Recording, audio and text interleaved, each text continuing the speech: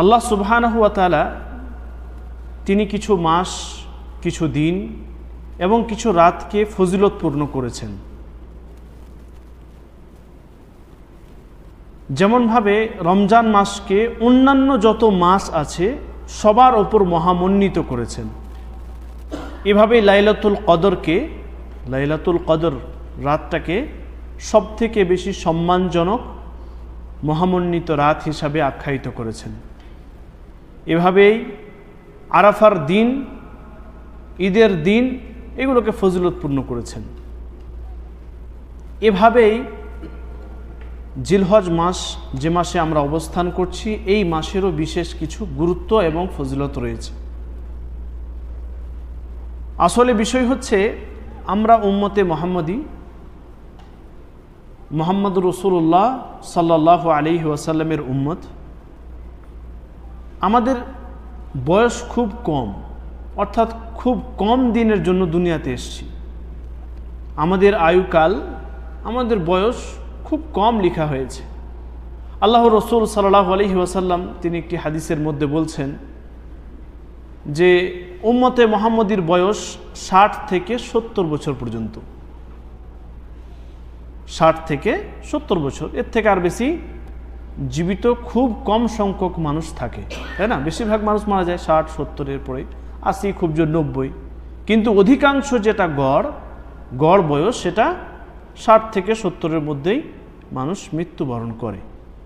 তো এই অল্প সময়ে আমরা কিভাবে বেশি নেকি অর্জন করতে পারবো, তার জন্য আল্লাহ সুবহানাহু ওয়া তাআলা তিনি বিশেষ কিছু দিন, বিশেষ কিছু রাত, বিশেষ কিছু মাস দিয়েছেন এবং সেগুলোকে ফজিলতপূর্ণ করেছেন। এই বিশেষ কিছু মাসের মধ্যে একটি মাস হচ্ছে জিলহজ্জের মাস।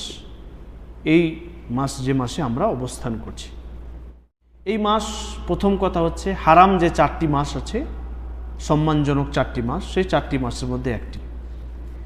দ্বিতীয় হচ্ছে, এই মাসটি এমন একটি গুরুত্বপূর্ণ মাস যে মাসে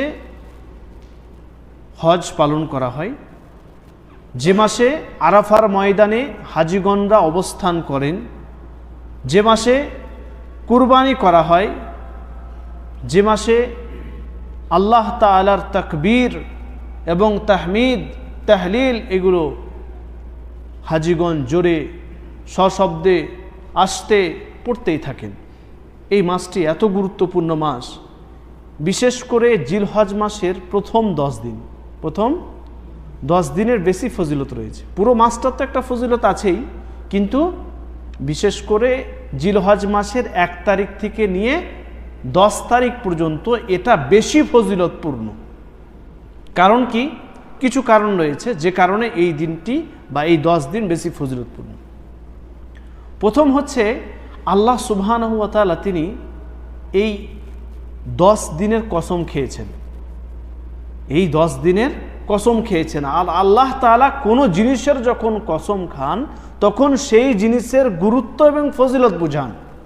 তো আল্লাহ সুবহানাহু ওয়া তাআলা তিনি এই জিলহজ মাসের প্রথম 10 দিনের কসম খেয়েছেন, ওয়াল ফজর ওয়া লায়ালিন আশর।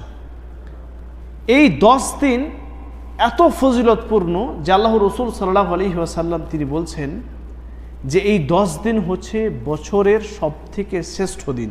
কি? বছরের সবথেকে শ্রেষ্ঠ দিন। আল্লাহ রসুল সাল্লাল্লাহু আলাইহি ওয়াসাল্লাম বলেন, যে হাদিসটি সাহিহুল জামের মধ্যে রয়েছে, আফজালু আইয়ামি দুনিয়া আইয়ামুল আশর। দুনিয়াতে যে সমস্ত দিন রয়েছে, এই দিনের মধ্যে সবথেকে ফজিলতপূর্ণ দিন হচ্ছে এই জিলহজ মাসের 1 তারিখ থেকে নিয়ে 10 তারিখ পর্যন্ত। এই জিলহজ মাস এত গুরুত্বপূর্ণ যে এই প্রথম 10 দিনে কেউ যদি আমল করে, কোনো ইবাদত করে, যে কোনো ইবাদত, সেটা সুন্নত ইবাদত হোক, ফরজ ইবাদত হোক, নফল ইবাদত হোক, যে কোনো ইবাদত যখন আপনি করেন, তো এই 10 দিনে কেউ যদি ইবাদত করে, 10 দিনে কেউ যদি আমল করে, তাহলে আল্লাহ সুবহানাহু ওয়া তাআলা তিনি খুব খুশি হন। কি হয়? আল্লাহ তাআলা তিনি অনেক খুশি হন এবং তার কাছে এই 10 দিনে যে ইবাদত করবে, এই ইবাদতটি তার কাছে প্রিয়। তাই আমাদেরকে এই 10 দিনে ইবাদত করতে হবে। বুঝতে পারলাম এই 10 দিনের বিশাল একটি ফজিলত রয়েছে। এভাবেই এই 10 দিন এতটা গুরুত্বপূর্ণ যে এই 10 দিনে ইসলামের যে মৌলিক ইবাদতগুলো রয়েছে, মৌলিক ইসলামের কিছু ইবাদত আছে, এমনি তো সুন্নত নামাজ, সুন্নত ইবাদত, সুন্নত আমল, এগুলো তো অনেক আছে, তাই না? এগুলো অনেক আছে, কিন্তু বিশেষ বিশেষ যেগুলো কাজ, সেগুলো মৌলিক যেগুলো ইবাদত, সেগুলো এই জিলহজ মাসের প্রথম 10 দিনেই করা হয়। জিলহজ মাসেই এগুলোকে সব একত্রিত করে দেওয়া হয়েছে। যেমন এই জিলহজ মাসেই হজ পালন করা হয়, অন্য মাসে পালন করা হয় নাকি? অন্য মাসে কেউ যদি হজ করে আসে তাহলে হজ হবে, তার হজ হবে না। তার মানে হজ শুধুমাত্র বিশেষ করে এই মাসেই হবে। হয়তো আমরা আগে থেকে প্রস্তুতি শুরু করি, আগে থেকে চলে আসি, হ্যাঁ, শাওয়াল মাসের পর থেকে শুরু হয়ে যায় আসা, তাই না? কিন্তু জিলহজ মাসের আসল যে হজের কার্যক্রম, আসল যে হজের ইবাদতগুলি, সেগুলো জিলহজ মাসের 8 থেকে নিয়ে 12 বা 13 তারিখ পর্যন্তই করা হয়, তাই না? তার মানে বোঝা গেল যে হজের কাজটি এই মাসেই সম্পন্ন হয়। এই মাসে কুরবানি করা হয় কয় তারিখে? 8 তারিখে, 10 তারিখে, 10 জিলহজ মাসের 10 তারিখে ইয়াউমুন নাহার কুরবানি সেদিনে করা হয়। তাহলে কুরবানিটাও এই মাসেই চলে এলো। সিয়াম, রোজা রাখা হয় এ মাসে রোজা রাখা হয়। এ মাসে 2 ধরনের রোজা রাখা হয়। একটা হচ্ছে রাসূল সাল্লাল্লাহু আলাইহি ওয়াসাল্লাম তিনি এই জিলহজ মাসের 1 তারিখ থেকে নিয়ে 9 তারিখ পর্যন্ত রোজা রেখেছেন। এটা কেউ যদি সক্ষম হন তাহলে এই রোজা রাখতে হবে, আর না হয় আরাফার দিনের রোজা, মানে রোজাও এই মাসে একত্রিত হয়ে গেছে। এভাবেই সালাত তো সবসময় আদা করা হয়, সবসময় পড়া হয়, এ মাসেও আছে। দান খায়রাত, দান সাদাকা এ মাসেও করা হয়।